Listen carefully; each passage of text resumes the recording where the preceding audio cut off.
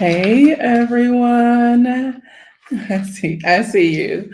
Hey everyone. So, welcome to another edition of Friday Night Live. Hello. Please make sure you announce yourself when you come into the room so I can say hello. If you are meeting me for the very first time, welcome. My name is Tracie Collins, and here on Fridays I talk about business, wellness, and my life here in Mexico. So, thank you so much for joining me. To me, this conversation is a long overdue. I mean, I think this way. I don't know if she thinks this way, but I'm honored to have a special guest on tonight. Y'all know I don't do special guests often, first of all.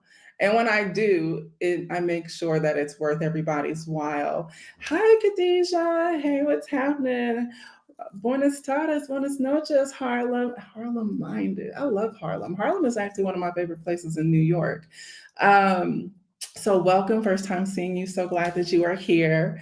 I am going to have a conversation with somebody who, if I didn't see it, I wouldn't have known it was possible sooner in life. And so I'll explain further what that means. So I'm going to bring forth my guest, Miss Stephanie Perry, which I'm sure everybody already knows. So, but I will still introduce her when she comes on. Hey, Stephanie. Hey, Tracie, how are you? So nice to see you. I'm happy to have you here. Thank you so much. What's up, Bay Area? I am from Oakland, so welcome, Felicia. I'm happy to have you on here, and thank you so much for making the time to come on my tiny YouTube channel. My pleasure. I'm so glad to be here. And hey, everybody. Hi, friends. Happy Friday evening, everybody who's here in the live stream. Hi, guys. Yeah, yeah. So, where are you in the world? Are you in Colombia? I am. I'm in Bogota. So I decided that that's where I was moving to. And so I moved here and I was Yeah. right. Oh, good. I know, like the last time we saw each other, you and Honey had a whole conversation, like a whole. I was like, they said more words to each other than me and you had. Yeah, we did. We did. Yeah. Oh, that's good. That's good. I know you have a birthday coming up, and you are celebrating your birthday because it's. I remember your birthday because the first Exodus meetup in Cancun, it was Fourth of July weekend. So Oh, I always remember that your birthday is right, that's right right. after that. So I know That's you guys are having a birthday party in Bogota. I don't know how you do it at 8,000 something feet above sea level. You have to just be real still. There's not, the air is thin. We're Yeah, really high up there. You just don't, you have to not do a whole lot, right? We're not doing a whole lot. You're going to eat, yeah. you're going to sit down somewhere, you're going to eat some more. That's about it. Well, Yeah, it's that's high altitude. good. It took me a while to get used to the altitude. Every time I've come back and forth, is I've Mhm. had to readjust, reacclimate over and over again. Really? Yeah, Oh, okay. Because I always think like because we're 6,200 feet above sea level, Mexico City 73, and once we have been to Mexico City, we didn't have any problem adjusting to San right, Miguel. right. But when we go back, it's not an issue, but it makes sense you having to readjust every time with that high level. I have anyway. I don't know if that's normal. I don't know if other people have, feel that too. It's easier every time, but I've left and returned 3 different times. Hmm. And each time I've been like, oh yeah, I need to take it easy for a couple of days. And then I'll be able to do things. The Yeah, first time it was more, I felt really sick. The last time it was just like, I feel a little tired and, yeah. drained, So extra it's drained. just it's less and less every time. I think so, for me anyway. Yeah. Mhm. Hydration, hydration, hydration. That's right. That's right. Hydration, hydration, hydration, Yeah, hydration. easy. Okay, thank you guys so much for being here. Daphne, Dara, Kioka, happy belated birthday, my darling. I saw your stories in Mexico City. I was rooting for you and cheering you on. Welcome to Mexico. I can't wait to just touch base with you to make sure you had a wonderful time. Hello, everyone. So, Stephanie, I more so care about like the woman, and I know we as like business women, we want to talk business. Easy for us to talk business all the time. But I Right. want to get into like, girl, what you do to take care of you. Like Okay. that's really what I care about. I know I sent an itinerary like an outline, but I said maybe we'll do it, maybe we won't. But first of all, like when you started, let me go backwards. I want to just give you your flowers in real time because I remember when I learned about Exodus Summit, we were in our house in Atlanta. I had just come back from Mexico for the very first time with my daughter in 2022, in May of 2022. Okay. And I saw I don't know what I was doing. I must have been on Facebook scrolling. I don't know. But I saw all of a sudden these Black women who were moving abroad. And I was like, what the hell? How did I miss? And it happened, the summit happened a year. How? This is the conversation I'm having in my head. How in the hell did I miss this? Who? And I felt like I was so out of the loop, which to me I was. I was like, what is happening? And so immediately I saw that the next meetup was in July, was that the 4th of July weekend. I said, I don't care what we're doing. I'm a person who like asks forgiveness and like I don't ask permission, I ask for forgiveness. So I was like, I know we're going to Costa Rica because we had our honeymoon schedule. But literally, it was like 2 or 3 weeks later, the meetup in Cancun. And I was like, I'm gonna book these tickets. I don't care what she said. I said, she just have to forgive me. And I did it. But it wasn't until that moment that I saw you guys and I was like, I can do this sooner. It doesn't have to wait until I'm old and decrepit or whatever retirement is supposed to be and look like. So I just want to say, like, that was my story, and I never shared that out loud, with you guys. But thank you, first of all, for being the visualization for so many of us out there saying that we can do it sooner. Now, you guys, like that was in 2022 for me. And so, and ever since then, I've kind of like been now I'm on the slower track, but ever since then, it like expedited for me.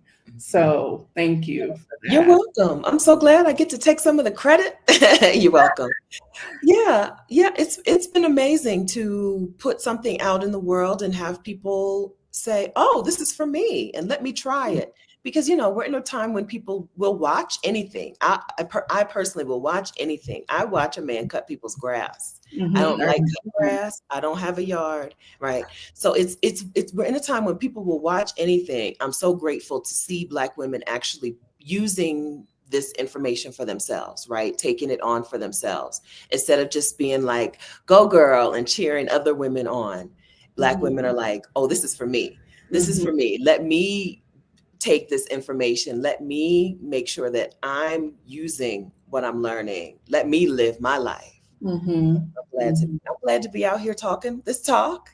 And I'm glad to be able to meet with Black women who are walking the walk, right? Who are out doing it, putting it into practice. It's working. It sped up things for me because many people who know my story. I said I've always wanted to move. Well, I wanted to move abroad as early as 2015. That's when I was like, I needed to change my life. And being an entrepreneur for a long time, I was like, okay, girl, you just got to work online. And I changed that, but I changed it with the sole purpose of I knew that I did not want to live in the United States, but not having a timeline as far as when that would look like. And it wasn't until that moment I was in the bed. I remember, child, like it was yesterday, and I don't remember much, but I remember I was in our guest room. I was in the bed and I was just laying in there. It was probably about 10, 11 o'clock at night. And I'm like, what in the hell? And I saw the previous summit topics like the year before. And I just felt I felt like I was cheated out of something that I didn't know about because of my lack of not knowing. It wasn't like anybody else. So I made it a point to not only get involved in community expeditiously, but then also to put in the practices that you guys set in place to get the ball rolling for me. And we also got our residency that year too.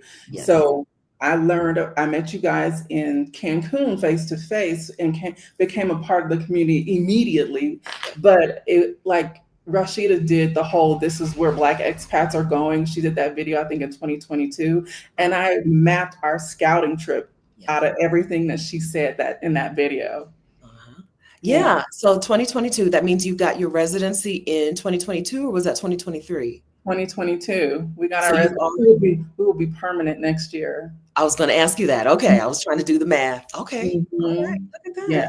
So I put all, and then I was like, why come aren't Black women understanding the level of this movie? So I felt like I was like, you need to watch this. Your channel on Saturdays became church for me Mm-hmm. because it would feed my spirit and it would give me something to look forward to. It was like, oh, and I heard you say become the possibility of. Yeah. And That's I right. think that's so essential. Like, how has that been for you, like being the symbol of inspiration for so many women and creating this movement? Like, it's a movement. It's a movement. I feel clear on that. I'm okay. I'm good with that. I'm clear that it's a movement. I'm a person in the movement, right? But there are a lot of sisters in this movement, including you, including Michelle, including women right there in San Miguel. Mhm. Um, it feels amazing. It feels amazing. It's like I don't know that people really dream up a life where they can we know about making money to live your life, Right. and we know about doing things that you love, but we don't know that they can go together, Mhm. right? We don't know that you can make money by doing something that you love and serving people who you love. Mhm. So it's pretty incredible. It's beyond what I dreamed, right? Mhm. I love it. I love the work that I get to do. I love the women that I get to hang out with and serve. I love the testimonials, the results that Mhm. Black women get. I love that when they hook up with other Black women, right? Y'all in San Miguel de Allende, some of Mhm. you were going to get there regardless, but some of Mhm. y'all got there because somebody in the Exodus Summit community attracted you there. And now you're friends and Mhm. sisters and Mhm. beyond. And I get, a piece of that. A piece of that is inside in me. A piece of that is from work that I've done. Not only me. I'm not saying only me, but from a piece of what I've done. It feels Mhm. incredible. Incredible. I thought that I would be able to live out my life and get to retirement age and then try to find some joy. I Mhm. didn't know that I was going to be able to live in joy now. Right? Mhm. I never knew, I never expected my 40s and 50s to feel so good. I expected them to be a waiting period until I could get to joy. Mhm. But doing this thing, right? Talking this talk on YouTube and on the internet has given me a life of joy. It's been amazing. Amazing. Mhm. Well, congratulations to you. Like, I'm a firm believer, like, in Black women having sacred safe spaces that are protected. And I think you guys do a great job at keeping it a safe space for Black women. I understand wholeheartedly what it's like to create a business with Black women solely in mind and the obstacles that can come from that, and sometimes even barriers because of the word, well, not in your case, but Black being, the focal point. And I think that it continues to, it spreads like wildfire because of the intention. And I know as a leader, it has to come from the top That's right. to disseminate well. And I think that you guys do a great job at that. Thank you kindly. Yeah, yeah. So your do you talk about your previous work? I You do. do. Yeah, It's so okay. funny. Thank you for asking me that because most people will just go like straight into it. I do talk about my previous work. I do. I Yeah, do. so that you did work for Black women doulas or for Black doulas. I assume they're Correct. Black women doulas, right? Yeah. And so you know what it's like when people are always like, well, why does it have sometimes not, sometimes even Black women will be like, why only Black women? Why does it have to be that? Mm-hmm. But once you get into that space Mm-hmm. and you get in community like you did, you get in community with the women in that space, you're like, oh, I get it. I see why this is for Black women and Black women only. It's different. Yeah. It's It's amazing. so different. It's so, and so when in my company, I created the largest Black and BIPOC doula training company in the world. And I garnered like major partnerships, but even still at that level, like major corporate partnerships, Walmart, and I had Dove, Pamper, and Baby, whatever the Dove, Baby, and Pampers, and all of them coming after me, like wanting to be a part of it, wanting to be connected because of the whole DEI thing. But Yeah. none of them ever wanted to give money. So Oh, it was still, even at that level, they was like, yeah, we're not skimping on the dollars. It's like, we're not sharing those with you. And it would, piss me off. So when I sold my company, which was a part of my exit strategy, and selling my company, I was able to say to myself, I want to create a space where we thrive. And when I see Exit a Summit, I see a space where Black women are centered upon thriving. Yes. And Yes. Yeah, there's the message out there. I'm 50. I'll be 51 in just a couple weeks. Like we said, July 5 is my birthday. I'll be 51. There's a lot of messaging out there, like my whole life, basically, that that Black women's responsibility is to help other people thrive. right. Right? That the Black woman's life is committed to service to other people and sacrifice of herself. And we start to wear it as a badge of honor, how much we sacrifice for ourselves, how tired we are, right? How little we do for us compared to how much we do for other people. But I think that's wrong. And based on the women inside of the community and their response, I think it's a pretty much agreed upon that that's wrong. And so it's really nice to have a place where we talk about thriving. We don't talk about how to put up with, how to deal with, right? How to struggle. We talk about how can you live a life that is beyond your dreams? How can you do that? How can you thrive? We all deserve it. You don't have to earn it. Nobody is more deserving of a good life. Nobody's more deserving of thriving. Nobody's more deserving of the feeling that we feel as women who are part of this amazing movement. We're no more deserving than any other Black woman. And so it's nice to be able to make a place where everybody feels that and everybody prioritizes that. Right. So it doesn't happen in mixed spaces. It won't happen in mixed spaces. American people are not able to unlearn those generations and generations and generations of belief that Black women are the mules and the workhorses and that we are just here to be of service to other people. Right. So that's why we get up and go. Yeah, I agree. And for me, us getting up and going has allowed our lives to slow down. Like Honey came from a life of like not being on call, but everything she did was expeditious. It was like she had to be hyper vigilant in her job. And, I created a company I was still at the top and I still had to figure things out because I was alone in that space.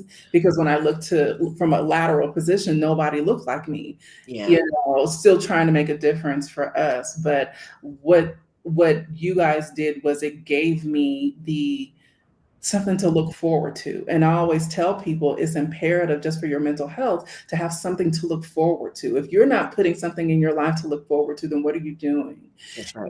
And church on Saturday with you, that's how I looked at it, was like, okay, I have something to look forward to. And because of that, we left the country almost 2 years ago, and our life is like, we take our time. And now when we're with people who are just getting here or just, they're in their scouting, they're just like this. And we're like, oh my God, that was once us. Yeah.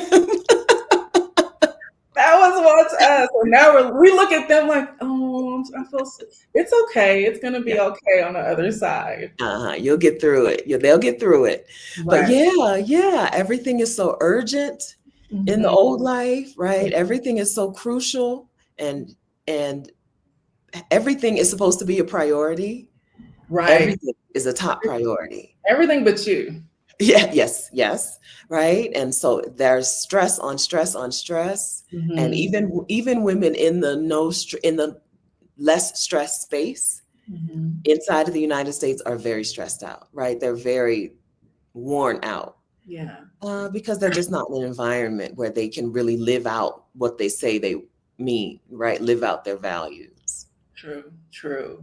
Another thing, somebody who we both love and have in common is that every woman that I am close to now, like that I would like throw them dogs for, are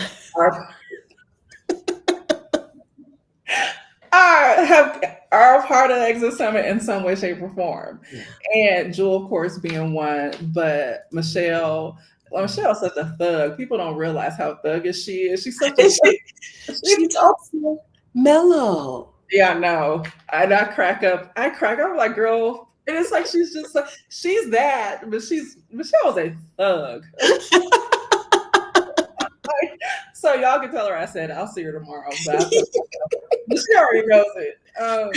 But Jewel, Michelle, and then Alum and Bobby and Dee. These are women who are like a part of my sister. These Yeah. are my sisters. Yes. And I can't. I remember something else that you said was pray for the community that you want. Yeah. And so I did that and I have that now. And had I not left, I would have not run into any of these women. Yeah. None. That's the like, I guess one of the best kept, or not best kept secret. It's a secret that I wish wasn't a secret about leaving the country and moving to another community, moving to another place. You're going to find more people like you. It's hard to, I don't know that it's hard to find people like you in the US, in your city, in your town, right? I don't know that it's hard to find them, or you just don't have time to find them, or there's no place to find them. Or there's no competition. Is it the competition? I think the competition is embedded in there too. We always feel like we have to compete against one another. That's one of the things that I've heard other Black women say. And it's sad. It is sad because there's nothing like community with Black women. And so once you leave and you go someplace else, whether it's a place that is, there are places around the world that are kind of like known to be Black women expat hotspots. But even if you don't go to one of those places, there's Black women there, wherever you go. And you're going to find such amazing community because a Black woman who has left the US or even the UK or Canada, a Black woman who has left that place is a person who is willing to prioritize the good in life. And she's a Black woman who's probably feeling pretty good. And it's really good to be in community with people who feel good instead of people who feel beat down and worn down and who feel hopeless and helpless, right? Who feel like they don't have any say in how their life goes, which is how I felt in the United States. And when you leave, you get in community with women who you'll like them. You're going to like them. You will definitely find your tribe. Yeah. And please tell me this, one of the things and I know this conversation is really centered around, or the focal point of the conversation is about life after the Exodus, beyond the summit, life after the Exodus. Yes. And I know in Exodus, there is a lot of getting out conversation, but I think, how do we stay out successfully? And for me, and a lot of people who are out at least a year or two or more, it's community. That's right. It's community that if you cannot be successful abroad without community. No, part of it is because those places that you're going, they rely on community. The people that you're going, even if you don't have friends, right? Everyone else in that town, in that city, or in that country is operating under a system of community that the United States doesn't have, or isn't prevalent in the United States. And so you just don't know how to do things. You don't know how to navigate things if you're not willing to embrace that. But also, some stuff is hard. Some stuff is hard. And when you're getting frustrated, and sick of it, because places have bureaucracy, or places have strange rules. I'm renting an apartment here in Bogota. I'm about to sign a lease. There's no refrigerator, right? Apartments don't come with appliances, and different things are just so different that when you get there, if you don't have community, you're going to think that you're doing something wrong, right? Or it's just not for you.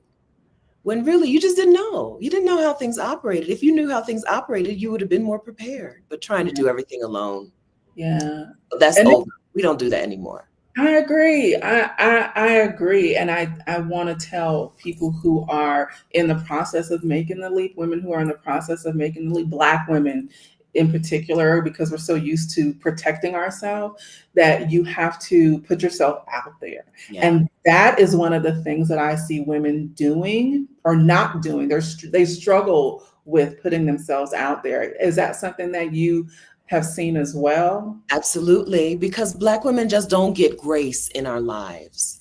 It's hard to put yourself out there when you're always being told that either you're perfect or you're nothing, right? Either you're Black excellence or you're not worth anybody's time. And so you have to be Black excellence. And that means you don't have any room for failure. You don't have any room to try things out. It has created Black women who are not just afraid to try, but don't even know that we have the option to try new things. Putting yourself out there is hard when you've never been given grace in your life, right? When you're never given grace to just be your own self. You always have to be a paradigm for someone else. You're never able to be yourself. You always have to be of service to someone else. Yeah, so it's hard. That's the thing that there are a lot of things that you have to unlearn. If you're going to leave the US and move abroad, there's a lot you're going to have to unlearn. You're going to have to unlearn perfectionism or having to be perfect. I don't think, you're going to have to unlearn having to be perfect, because you're going to mess up a lot of things and you're not going to be perfect. You're going to have to try some new stuff and be seen out there, not knowing anything. I had a conversation at a restaurant a couple of days ago with a 5-year-old at the next table. And girl, 3 different times I had to turn to her mom and be like, what is she saying? Because my Spanish is not at the level of a 5-year-old. And that could humble some people. Yeah, it does humble you. Right? But it's okay. You're going to learn it just like she learned it. She learned that. She wasn't born speaking. She wasn't born knowing the difference between she taught me a word, actually. Curly hair is somewhat of RIZ something. She wasn't born knowing that, and you're going to learn it too. It's very humbling, but it doesn't. The not trying is a result of the environment that we were in. If we're going to leave that environment, we might as well leave all the stuff we had to learn to survive that environment. We might as well leave all that, leave it all behind. Unlearn, like Rachel Cargill says, unlearn all of it, unlearn that stuff, and find the real you in that new place, in the place where you're allowed to be, to try and fail, where you're given grace. Give yourself that grace as well. Here in San Miguel, Michelle and I have started a Sacred Sister Circle, and we're having our second one next weekend. And last month when we did it, it was like 20 something Black women who got together. And when I tell you, it was almost like verbal diarrhea, because being able to say, here's what I'm dealing with, or here's what I'm experiencing. And I forgot. And I was sitting there and I was like, oh crap, Tracie, you forgot, because I've removed myself from like creating bigger spaces for us. And when it reminded me like, oh crap, you got to get back in that mindset, because when we give the opportunity to talk, we run with it, because we don't have the grace to speak and tell anyone how we feel in protected spaces. But we also know how deeply it's needed. And what we did was we took a poll, like, okay, do you guys like this? Do you guys want to continue to do it? And if so, how often? And overwhelmingly, they were like, please, yes, thank you. That's right. Please, yes, more, and thank you. That's right. Yeah. Like I said, we're understanding now what we really need. And that's community, that's each other. Right. It's also free time and time to learn ourselves and quiet. But we're learning those things after spending for some of us, decades and decades chasing after what we were told we were supposed to be valuing. Right. The bigger house and the bigger car and the more degrees and the more this and that, the more, and the consumerism. We're understanding now that no, connection, right? Connection is what we need.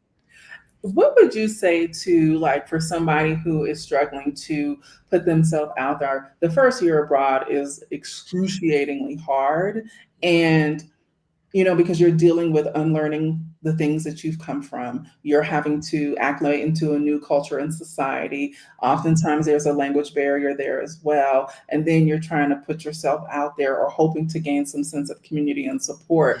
But in order to be successful abroad, after you've unpacked the bags, your bags are unpacked, you're now settled in your space.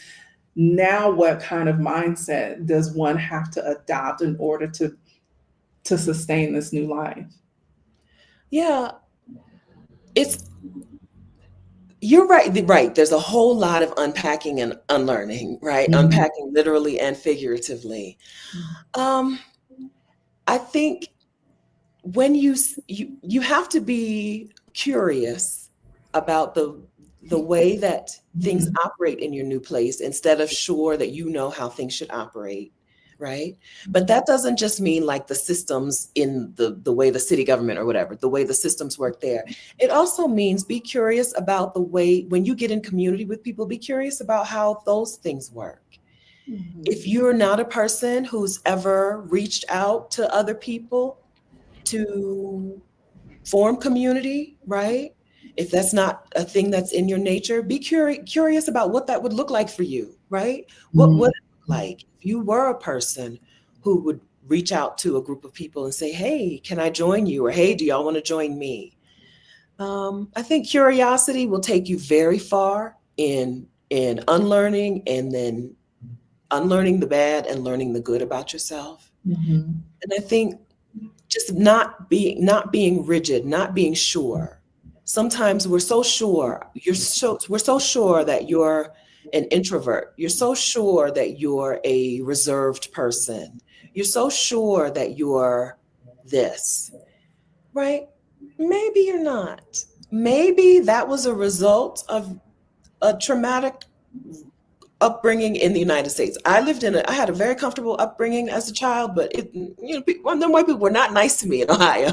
There was Mhm. some trauma.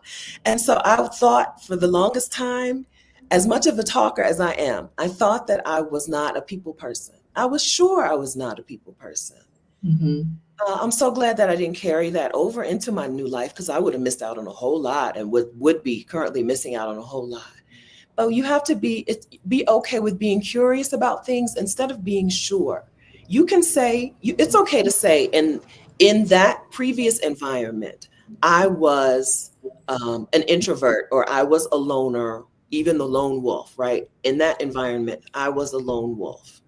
But don't be so sure that that's what you really are. Don't be so Mhm. sure that that's how you have to continue to live your life. Mhm. It's easy to say to people open up, right? It's hard to open up when you've had lesson after lesson after lesson in your life that says don't open up. Mhm. Mhm. And I think we all have had that as Black women. Yes. So Mhm. we're not here to say that it's so easy to make a change, but it's absolutely worth it. 1,000 times over, it's worth it. But Yeah. yeah, so I think not being so rigid about who I am has really been a helpful thing to me. And I think I've seen it be helpful to other women. You can go into a new place and be a new person. Years ago, for my 40th birthday, I was going to Brazil and I said to my cousin Denise, you want to come? And she was like, who would I be in Brazil? Girl, I was like, never mind. Denise can't come because she about to wild out. But she was right. She was Yeah. exactly right. Yeah. Who will you be in this new place you don't know? It's really nice to be open to that and try some things out, experiment with some things instead of being so sure that the the wholeness of the person you are is rigid. Let Mhm. go of some of that and be a little less sure. It Yeah. really pays off. Yeah.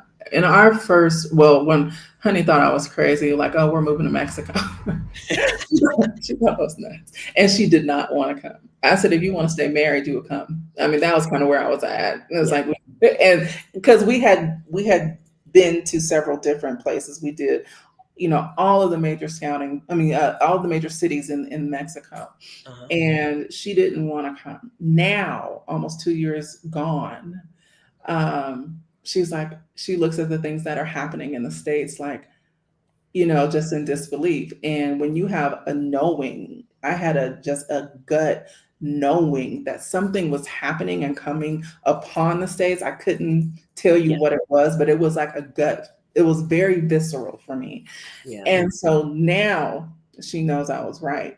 Yeah. No, but just seeing the difference even in the change in who she is, it Yes. was like, you can now address some things. One of the things about living a life abroad, life continues to life. Yeah. And having community has helped us with that transition, but also people don't understand like where you go, there you are. So Right. you still have to do that deep level introspective work to be successful in your journey. And so I love the fact I smiled when you said stay curious, because I always study other CEOs, and Robert Smith is one of my favorite ones. So he was doing a podcast and someone asked him a similar question, like, how have you gotten to be so successful? And he says, because I stayed curious. Mm. He said, because, and I always say, be a forever student, like be curious in that, because it can take you so far. So I That's love the fact that you said that.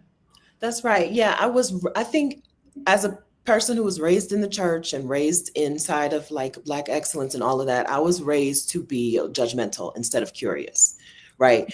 Raised to not just to know, right? You know this, but also to be judgmental of other people who are trying things a different way. Yeah. And that is Ooh, a that was way, that's a way to live, but it's not going to serve you right. um, when once all of that stuff wears you down. Yeah. Right. Yeah.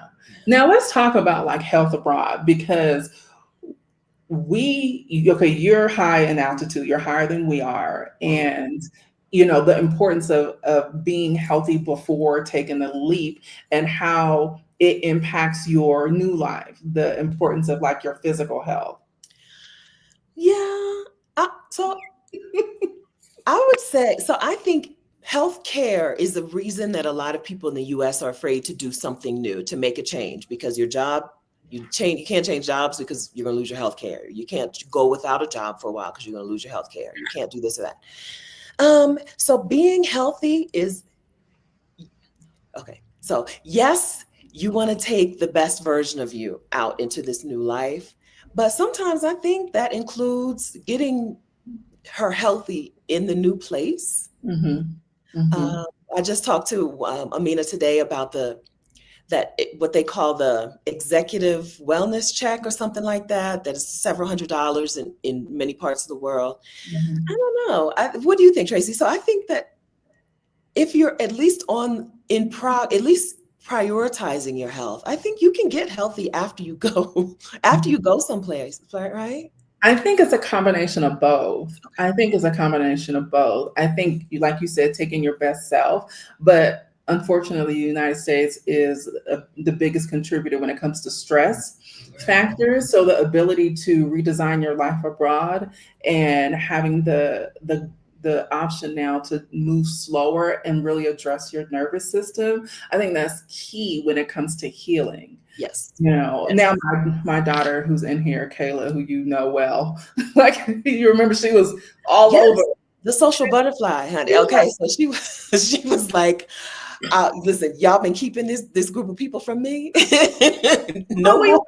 It's like, I think she had to see it for herself. But she, and you asked me when we were sitting at the table, well, how did she get here? What was the cause? So she, ended up having a really traumatic pregnancy experience, and she's no longer pregnant, but she ended up having a pregnancy experience that she would have died from in the United States.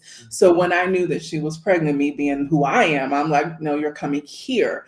Thank God, because the level of care that she got versus the level of care that she would have received or not received in the States, she wouldn't have made it. Right. Yeah. So I think it's a combination of both. I think that yes, you want to take your best self, and in the States there's a lot of sedentary lifestyle habits that contribute to physical ailments. But Yes. when you move abroad, we don't have a car still. Eventually we're going to get one, but the walking, the being centrally located, and that was one of the reasons why we wanted to leave, was because we wanted to get healthier That's and not being so secondary in our lifestyle, but moving about and what it is like to be able to get to a place on the local bus that Hmm. we now know well, like all of the things. And um but I think it's both. I think it's both, but I also believe like addressing like that mental health in getting in community. Like what do you do to like make sure you're mentally well for somebody who leads so many? So even though I've talked about you not being so certain that you're a hermit or not being so certain that you're a loner, I am a person who likes to spend a lot of quiet time alone. Slow mornings are like, I saw a man the other day, he was like, this is like therapy to me. And I'm like, and they were like, don't say it's like therapy, just say you enjoy it. Therapy is its own thing. But slow mornings are like a form of, I don't know, maybe a form of meditation for me. Mm-hmm, me too. Waking up when I'm done sleeping and Mhm. then having no urgent place to be has Mhm. been a real healing practice for me. Having that slow morning where I sit down and I now still drink coffee, but I'm in Colombia. I have to, it's a I requirement. mean, right? When you're in like Colombia, It those has to be places done. that's rich in coffee, of course. Yeah. Has to be done. Slow mornings, drinking my coffee with my vanilla extract, which Mhm. Amelia brought me from Trinidad, right? Slow Mhm. mornings have been a real um, have created a real, I don't know, maybe a wellness practice for Yeah, me. I same. keep in communication with people much better than I have, which a lot of people would laugh at because I'm not the best at staying in touch with people, but I'm much better than I used to be. Mhm. So staying in touch, communicating with people that I want to talk to, Mhm. whereas in my old life, the based on the jobs I had, I always just had to talk to people I didn't want to talk to. But Mhm. being able to be in community and communication with people I like, with people I love, is another fantastic wellness practice, right? Not having a traditional job is my favorite wellness practice, Mhm. right? Not having a job tell me I have to do this, I have to be here, I have to go there. Yeah. Being the boss of my calendar, I love that for me. I love that. That's in such that's a sin. I can't. I'm a horrible employee. I could. I can imagine. I can, It's the worst. yeah, It's the worst. So that 40th birthday to Brazil, when I put in my time, I've never had a job where once I bought the airline ticket, I was good to go. I always had jobs where, you book the ticket, but they're going to have something to say about it. So I mm, booked this trip to Brazil. I have plenty of vacation days. They're like, well, I only requested 5 days, right? I don't, they're like, well, we'll give you 3 and not consecutive. That's the kind of oh wow, that's abuse. healthcare. That's working in hospitals. It's kind of normal in hospitals for them to not be nice to people. Yeah. And so, yeah, so not having a traditional job, right? And being able to say, this is how I want my day to look, this is how I want my month to look, this is how I want my year to look is amazing. Being able to take a month off and be like, this is the month that I'm doing nothing, right? This is Mhm. the month, or this is the month, maybe this is the month that I'm doing a lot of work so that I can have 6 months where I do a whole lot less. That's Mhm. been a good wellness practice for me too. I know that the traditional things, like I just got back to just have my running slash walking shoes on right now because I Mhm. just got back from going out and getting my steps in for the day. Right. Mhm. So I do the traditional stuff, especially here in Colombia, especially here in Bogota, going out for walks, being in nature. It's a nice green Mhm. city. It's a beautiful city. Even though it's high altitude and you have to get used to it, it pays off. It's worth Mhm. it. Mhm. So spending time in nature, spending time out walking, moving my body, those are things that I do. But the non-traditional things, they really pay off too. That not having a traditional job, that Yeah. having really slow mornings, Yeah. I I love can't it. I can't imagine. I preach my slow mornings. Like I have a 2 hour meditative practice. Do you? I do. I have a 2 hour. I get up and my family knows I don't want to see or talk to you at least for 2 hours. And I don't. That is my time. That is my quiet time. That is the time that I do my meditation and then I listen to something else that's like a mindfulness Yeah. YouTube video. And then I go into moving my. So this morning I did yoga, but I'll either walk for at least 30 to 45 minutes, Uh-huh. or I'll do yoga. It's raining here, so I did yoga this morning, and then I listened to a book. So by the time I have my coffee, Mexican coffee here in Mexico, by the time Yes. I have my coffee, it's been the 2 hours. That is my sign. Okay, Tracie, now it's the 2 hours. And that signifies, okay, now you can move forward in dealing with everybody else. Because if I don't have the 2 hours, you don't want to be on the other side of that. That's right. Everything is worse, right? You Everything have is worse. because I have those days where I'm like, why is this day so terrible? And almost always it points back to the very end of the day yesterday and the Mm-hmm. morning, right? If I didn't get myself off of the internet at a reasonable hour in the evening, and I didn't stay off the internet in the morning, I'm probably gonna have a pretty terrible day that day, right? Because it all just builds up, or all the little dominoes get knocked over because I haven't had that slow morning to do the things that I want to do to set myself up for better Yeah. that day and that week. Yeah. Um, in like leading other women, I always tell people you must first lead yourself. Like I'm never going to tell you to do anything that I haven't tested, tried, and proven myself Yes, first. I have to be the example. I can't tell you to go do X, Y, and Z and it'll lead to whatever result you're seeking if I haven't embodied it. It's not even just doing it, you have to embody the practice that's right. in that. And this is a part of sustaining your life abroad. It's unlearning the conditioning of getting up to an alarm clock. I saw somebody, Christina, she said having to scream at her alarm clock not to wake me up. Yeah, it's If fun. Having that that become a reality. that one change is really it changes a lot. We don't realize what that rude awakening is it's doing to us. Starting out your day in fight or flight mode, Right. not good. It's not good. Waking up to an alarm clock is not It's the not good. idea. It's not ideal. It's not ideal. And it's not good for your nervous system. And I Mm-mm. think because as Black women, we lived in such a state of hypervigilance that Mhm. we've always had to just be ready and be on guard, that's a part of the deprogramming that needs to take place when you can no longer have to deal with that alarm clock waking up on ready, on go. That's right. That's right. That's a small change. I don't know. I don't know. That's a small change that people can make in their lives today, right? Mhm. Go to bed earlier, sleep until you need to, so that you can get all of your sleep in and so that you can wake up without that alarm. That'll change talk about a nervous system reset. That'll help you. Yeah, yeah. So, like in redefining life abroad and making sure, so we talked about community, we've talked about like wellness practices and embodiment, like anything else that you see come up with women struggling with once they've made the adjustment. I mean, I'm sorry, once they've made the leap abroad.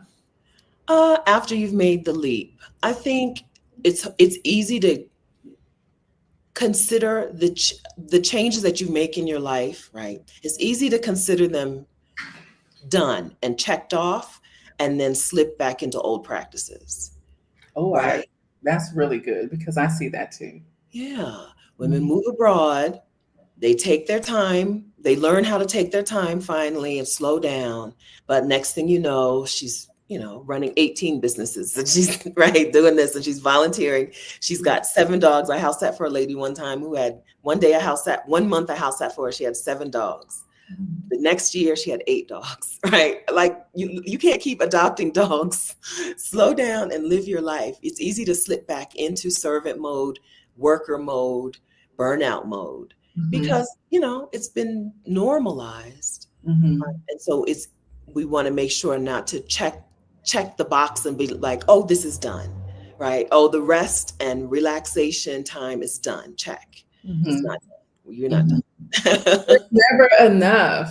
There's never enough. One of our friends, we were just on Michelle's channel a couple of weeks ago together, And he always talks about we were here on a Thursday night at our house. It was their house. They had taco night and they made really good tacos. And they said, and we were there till like 11 o'clock at night. We would have never been able to do this in the States, you know, and they've been here in San Miguel for 5.5 years. Oh, good. Yeah, and it's a male couple. But they've been here. They traveled. They did 22 countries together before COVID shut them down Gosh. here in Mexico, and they just became permanent residents. But being able to do the thing that is not what we'll consider the norm, but it's normal for us now, and Yeah. and being able to be in restaurants for 5 hours and nobody bothers you outside of asking, "Do you want something You want else?" some more? You want another round? And Yeah. that's one of the sweetest things that we relish is the La Quinta, please, like La Quinta, por favor. It's like asking for the check Yeah. because in the States, it's like, okay, you already been here 45 minutes. Here's your check. You Here's got your to go. check. Get up. No, in a lot of places, that table is yours. You sit down at that table is yours, Yeah. right? They're not expecting you to get up so that they can see another sitting and another sitting and another sitting. Mhm. Enjoy it, right? Mhm. Mhm. Yeah. It's one thing to go and enjoy those things, but it's another thing, like you said, you use the word embody. It's another thing to embody it Mhm. and to let it change you Mhm. instead of taking it on as a temporary thing that you enjoy, a temporary pleasure, a temporary joy.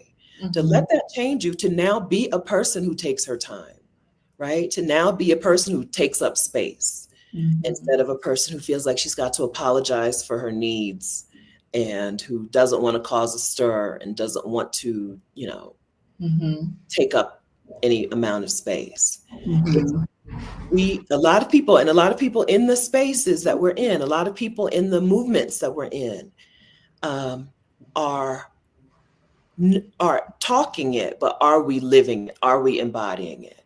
Are Yeah. we are is it really taking a hold? When you run your own business, you can be your own toxic boss, You right? can. You can be I your will. own, yeah. You can drive yourself to to illness. Mhm. Mhm. So it has to be, you have to let it take hold. Mhm. And you have to understand, you have to be able to what see what the old life, right? The old version of you. You have to be I have to be able to see how that old version of me is still here, Mhm. right? And see Mhm. ways that I might still need to keep working, keep Yes. changing, keep changing. Right, right. I remember it was probably about month 6 for me, maybe 6 or 8. And I was like, who are you? Like, who are you? Now that you've done the things, Yeah, you've checked the boxes, yeah, you've made the exit, your bags are unpacked, you're here in your home is furnished, like all of the things. And I was laying on the floor doing yoga, I think. Doing yoga. I might have been doing, but it was a moment that I had like, okay, Tracie, who are you? And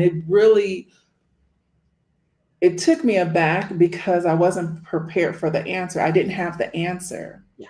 I didn't have the answer. So giving myself grace to come into the answer. But then I still remember, oh, you're that girl still. You're still that girl. But what does that girl mean to you? Yeah.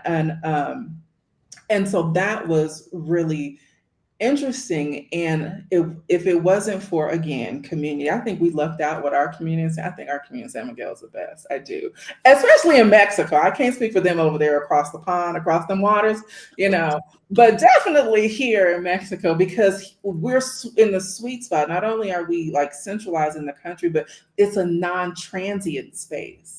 Right. So people here in San Miguel come and they stay and they make a life for themselves. It's easy That's to right. find people who've been here for 20 years, Hmm. Black people, Hmm. and I think we have the majority of Black people are here in San Miguel. People think it's other places, and we're like, no, it's not. And I can say that because we've been there, and it surprised us because Yeah. it surprised us because I'm like, well, where y'all been hiding? How can we? And they're just like, we're just living our life. And I Yeah. was okay, that makes sense. Yeah. That I makes don't sense. think they were hiding. It felt like where y'all been hiding? It wasn't, of course, Michelle was very visible because Uh-huh. her business and who she is. But I think outside of Michelle, I think probably now I'm like the most visible person here in San Miguel. But before I was like, where y'all? I just felt like we were sleeping on San Miguel. But there's a lot of Black people here. Yeah. Yeah. So Yeah. It's a wonderful place. Yeah. I think so, that your question of who are you is a good question. It's a great question to ask yourself. And it's also another great opportunity to not know. It's a great opportunity to not have the answer, to not be certain, right? To be curious instead of certain, instead of judgmental, instead of I am this, because we're so used to who are we being, we're used to that answer being the work that we do, the or who profession, right? we're associated to. That's right. So it's a good question to have, and it's a good question to be like, I don't know, let's figure it out. And being open. And so we have a question. So, what was the defining thing that helped both of you guys decide on the space outside of the U.S.? Oh, I have a whole list. If we're talking about actual locations, right? Which locations I wanted to try out. I had a whole list. Tracie had you had a spreadsheet. I recall. We created a whole thing. We did.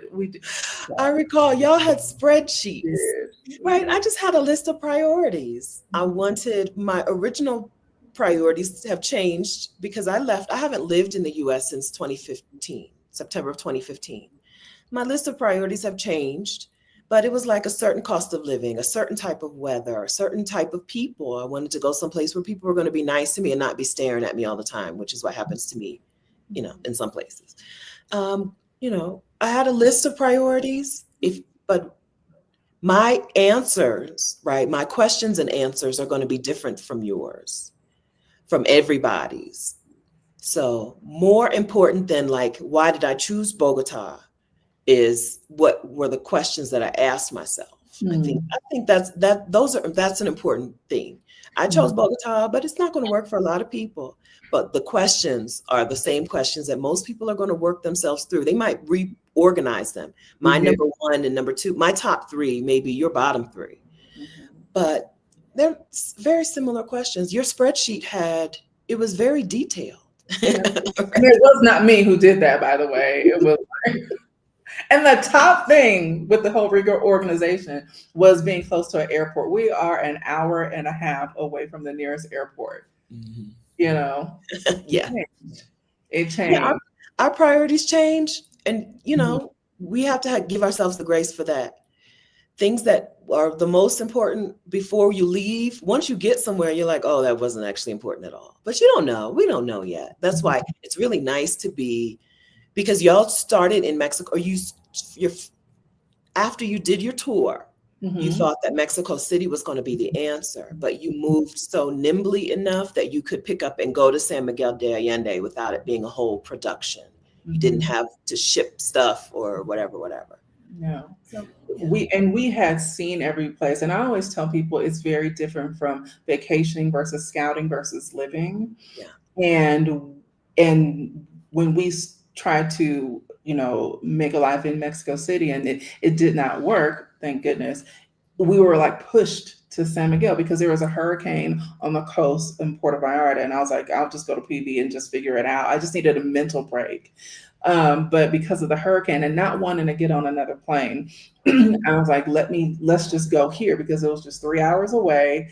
It was an easy, like, let's just hop over and we can just breathe for a minute because Mexico City became so stressful for us. And then when we did, we were like, oh, we were meant to be here. We were meant to be the one place that was not on our scouting list. Oh, you didn't scout it? I don't think I remember that. Okay. The one place, just because Rashida didn't have it on that list her first time. That was her fault. She was hiding it. She was hiding it from you. We came here, And it was the horses walking down the street. It was the ATV life. It was the ease in getting our place. It was so easy getting our house that we thought we were being ripped off. Yeah. Like we did, because Mexico City gave us hell. They wanted our firstborn and Uh-huh. blood. Uh-huh. And here it was like, no, we just want the first and last. And oh, I was like, well, do you want our residency card? They were like, oh, okay. Like, wait a minute. So, it was just easy, and we needed that release.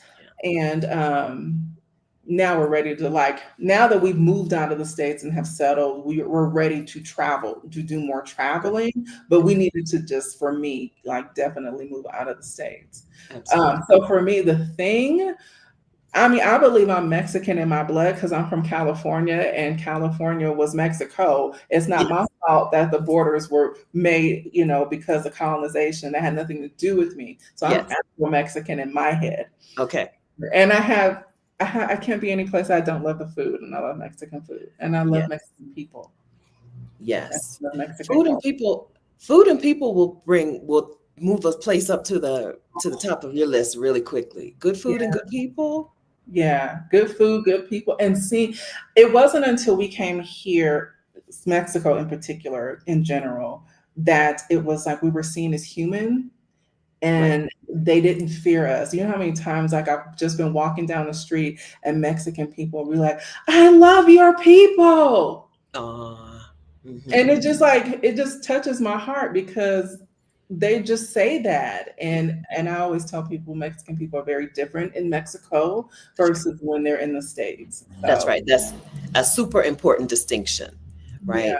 People in the United States become competitive over resources. So you talked earlier about people being competitive with each other. People in the United States become competitive over resources, over white approval, over for a variety of reasons, and will treat you badly. But that's not the way that people inside of that country will treat you. Not at all. Not at all. I mean, just a place of just honestly ease and open arms. Yes. There are going to be challenges everywhere. There are definite things that we've had to get used to, but that's any new place, on top of being the language barrier, but doing your due diligence to learn it. That has been good for us. Good. Okay, so we have another question, and we're going to begin to wrap up. How do you let go of stuff? Purging has been the most interesting thing. I'm finding that the things I want to keep are definitely not necessary, but I think I am using the babies as an excuse. Keep stuff. We just talked about this inside the Exodus ASAP membership yesterday. So there is a new life waiting for you. And most of that stuff is from your old life. Your new life is not going to require that old stuff from the old life. So freeing yourself up to be able to receive in your new place it's the better way to go. There are people who will ship a whole house of stuff to their new life. We've seen it. But man, you're missing out on the opportunity to receive the new stuff in the new place, right? There is a new life. It's hard. It's emotional. It's much more emotional than you think. Getting rid of some of your stuff. Some of your stuff is going to be really easy, but some of your things that you're going to have to get rid of because you can't ship it. It doesn't fit in your suitcase or whatever. Or even if it does fit in your suitcase, once you land in your new country, they're going to tax you to death on it because they're, it's hard and it's emotional sometimes to get to pare down, to get rid of those things, but it's because you're making room for a new life, a new experiences and new actual physical things, new things in that new place. It's hard. It takes a lot of time, a lot of effort, sometimes a lot of tears, but it's worth it because you're going to a new life, right? You're not just doing this to stay in the same place and start over, right? And have to rebuy everything over again. You're doing this so you can go to a new place and have a new life and new experiences. Yeah. And then, like, for us, we sold 90% of our things and we still wish we would have sold more. Yeah. We still have things in storage that we have to go clean out. And there's some things that I do want in there, like my books. I was not getting rid of those. And I love wingback chairs, and finding a good wingback chair in Mexico is like good luck.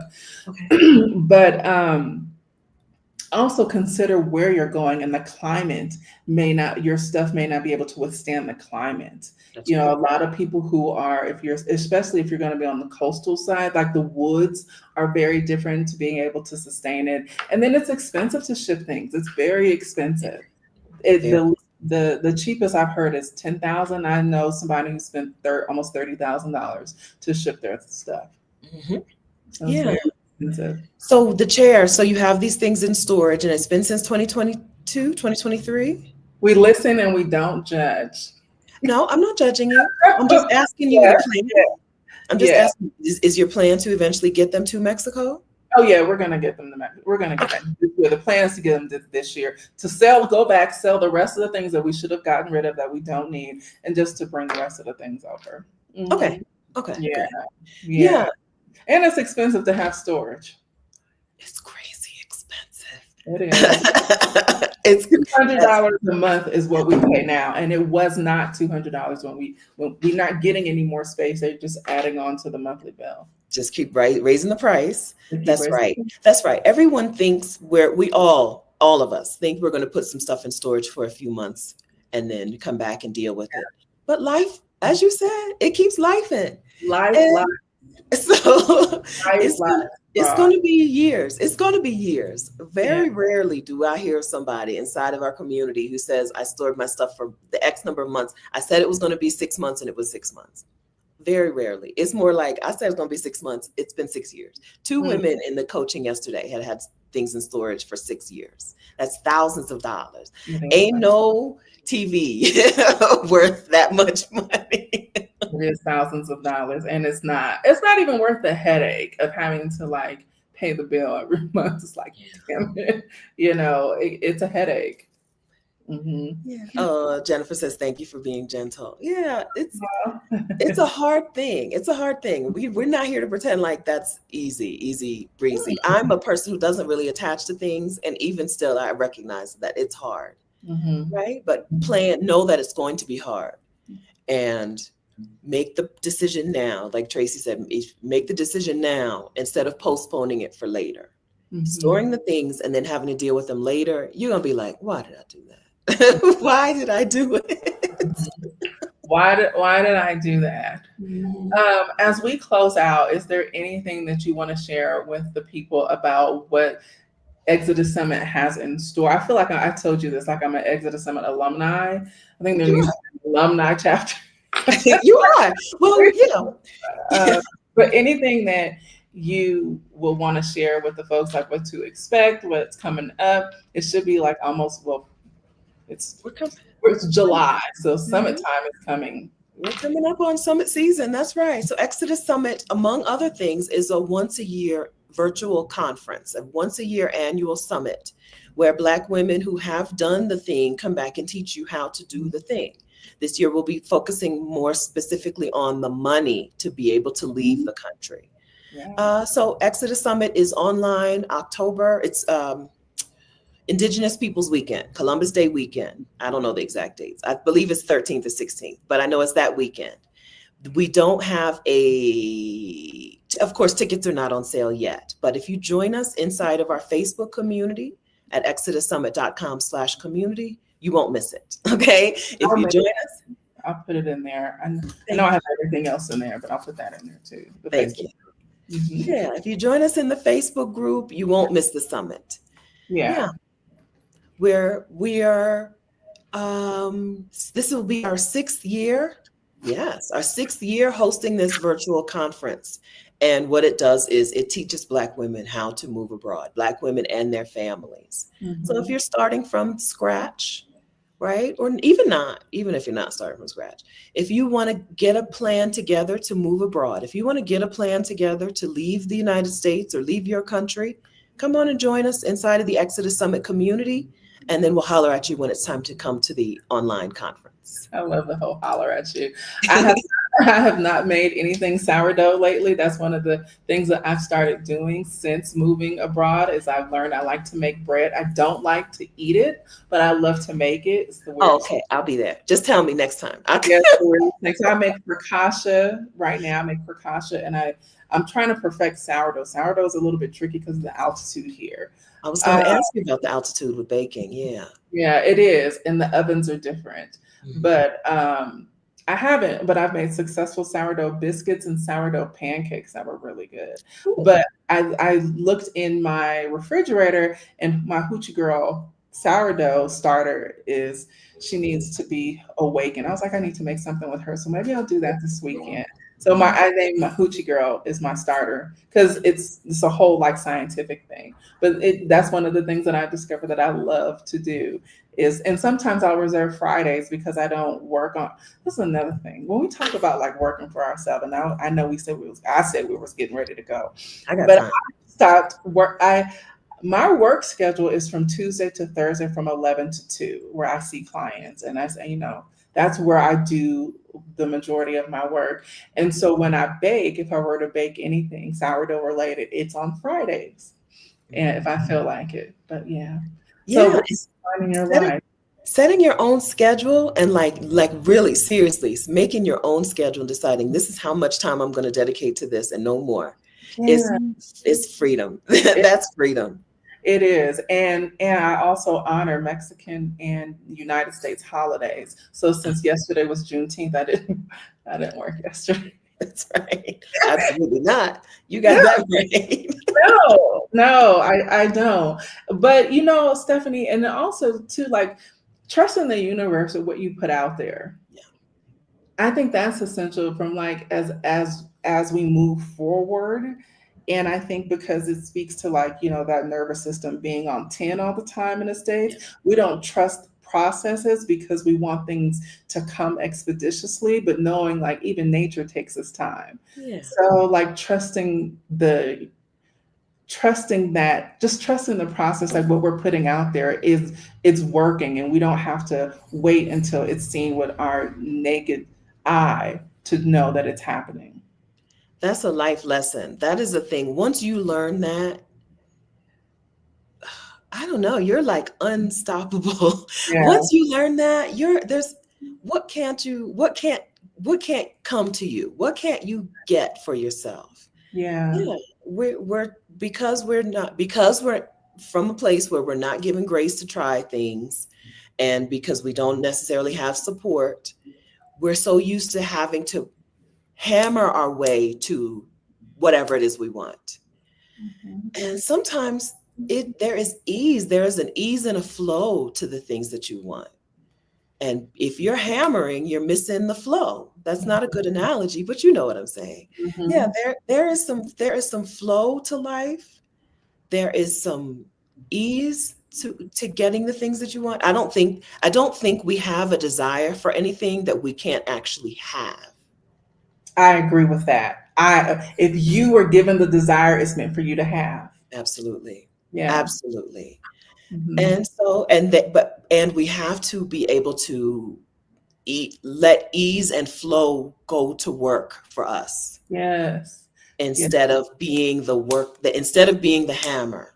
We have to let the water do some of the work. Let that water flow. The flow of water will can had carved has carved out an entire world for us. Yep. It can carve out the thing that you're asking for. Yeah, I love that water, and I use that water analogy as well. It's the softest thing, but it will wear the toughest thing down. Like if Mhm. you think about a hurricane, or if you think about just over the course of time, how mountains have been molded because of water, just the water wearing it down and letting it do its job and trusting the process. That's And right. yeah, that's what the slow mornings give you, though. Yes. The slow mornings give you the downloads and the insight to think like that. And we don't have to rush and show up. The ability to slow down your life, especially on when the day is new, it's like everything just starts to unfold. That's right. You can see clearly. I know in my meditation practices, I've been shown visions. I'm like, are you serious?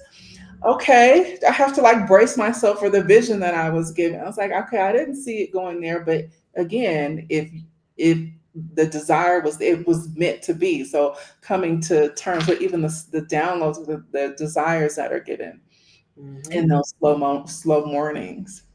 Yeah. Absolutely. Absolutely. Oh, thank you. Thank you so much. All right. Well, I will make sure to add the Exodus Facebook group into this space. Thank I just, first of all, thank you for being here. If anybody is watching the replay gang, thank you guys so much for being here. And I added all of Stephanie's stuff to the description. So if you aren't following, you want to make sure that you're keeping up. What's going on with your media company? How is that unfolding for you? you. Oh, yeah. It's hard, Tracie. It's hard. Everything is hard. And as a Yeah. person who likes flow, I'm just waiting for something to fall from the sky at this point to help me. Yeah. It's a vision that I'm holding on to, but it's Mhm. not a thing that is actively in progress. Mhm. Sometimes you have to let it take a seat. Yes. And then it'll resurface because I got an email just before, like sometime today, and I'm like, okay, yeah, I know. Like I'm supposed to be writing the manuscript for my second book.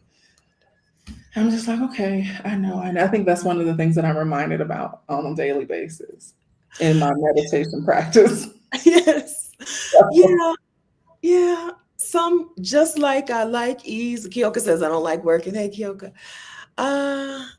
You know, I need to find the balance between the flow and when is it time to be the hammer? Is there a time in my life when I need to be more of a hammer and less of a person who's waiting for the flow? So that's how that's how it's going. When you're ready, you will pick it back up. I agree. All right. So thank you guys for joining us on another edition of Friday Night Live. We want to thank our special guests. You know, I don't bring special guests for no reason. I always, if I'm bringing them to y'all, they're special to me or have impacted me in one way or another. Yes. And so Wait, don't hang up, Tracie. Don't hang up. So friends, make sure that you're subscribed to Tracie's channel. You know, people will watch videos and then think they're subscribed and they're not subscribed. So make sure that you're subscribed. Go ahead and hit the button and then turn on the notifications. All right. And then the final thing we're going to ask you to, or another thing we're going to ask you to do is share this video with the Black woman who you think would have enjoyed this conversation. Don't let her miss it. Okay. Thank you. I need to embed that into my memory bank because I always forget to ask. I always ask for the sale, y'all, just so you know. Just do it. So anyway, please like, share, and subscribe. And thank you guys so much for being here. Thank you again, Stephanie, for joining me tonight. And I will see y'all next week. Okay, Stephanie, just hang on. All right, you guys.